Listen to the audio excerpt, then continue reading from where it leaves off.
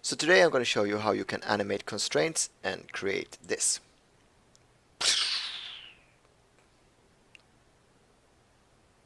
Right.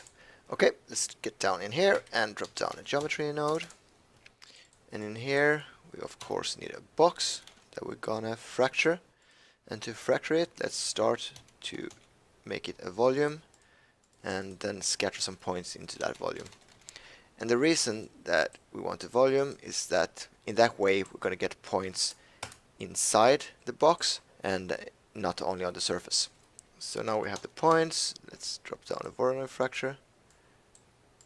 And here is our fractured cube. Perfect. So next step is to make each piece a packed geometry. And the easiest way to do that is to drop down and assemble. And in here just check this create packed geometry. Sweet.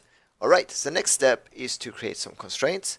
And constraints in Houdini are just polylines with attributes. So we can use this node that is called connect adjacent pieces. And what this does is take points and then it creates polylines between those points. But first, when we look at this, we just get one little polyline here. And that is because the search radius is too low. So let's drag that up a little bit. And then also take this max connections and drag that up a little bit. So now we have some more polylines. And the final step to make these guys constraints is to create an attribute. And let's drop down a wrangle. And the attribute you need to create is a name, and that is constraint name. So a string attribute that is called constraint name. Constraint name, and that can be anything, but I'm going to call it my glue. And then we're going to drop down two nulls. So I'm going to copy this. So here we're going to have out constraints, and here will be out pieces. Oh, right. And I'm also going to call these guys black. Like so. Done with the first step. So now let's drop down the dop network. And in here we need a rigid body solver. And we also need an RB packed object. Like so. Let's point to our little thing. So out pieces. And now we're gonna rewind this. I actually thought, we didn't point it.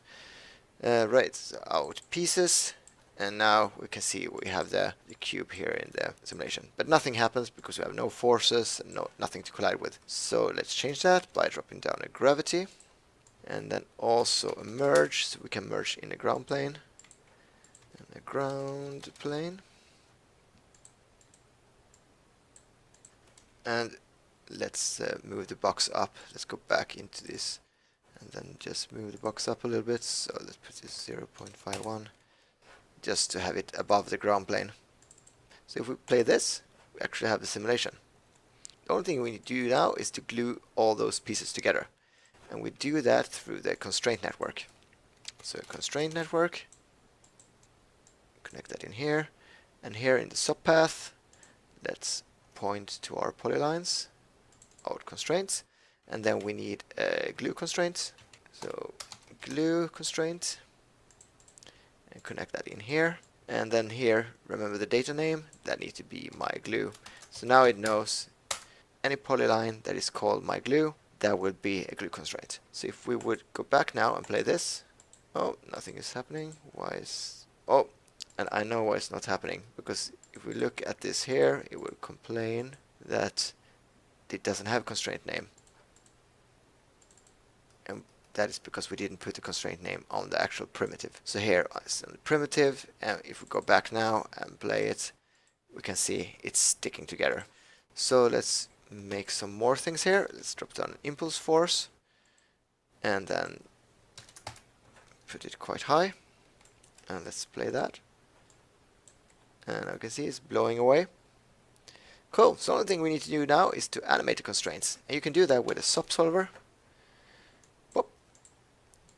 And in here, let's drop down object merge and just point to constraints again. out constraints, and in here you have this option overwrite with SOP. If we just delete channels and then set this to 1, it will read from this SOP solver node on every frame. So if I would play this, it would be the same thing. But what we can do now is that we can actually change the constraints here. So if we drop down and delete here, for example, and then put bounding volume, and let's go up here and take it up here, and then we keyframe these two, and maybe on 75. Drag it the whole way, so you can see we're deleting everything here within this box. So we keyframe that. So now, if we play this, it will slowly remove all the constraints. And if we play this now here, you will get this. Pretty cool. So yeah, that is all. And I hope that you found this useful. And see you next time.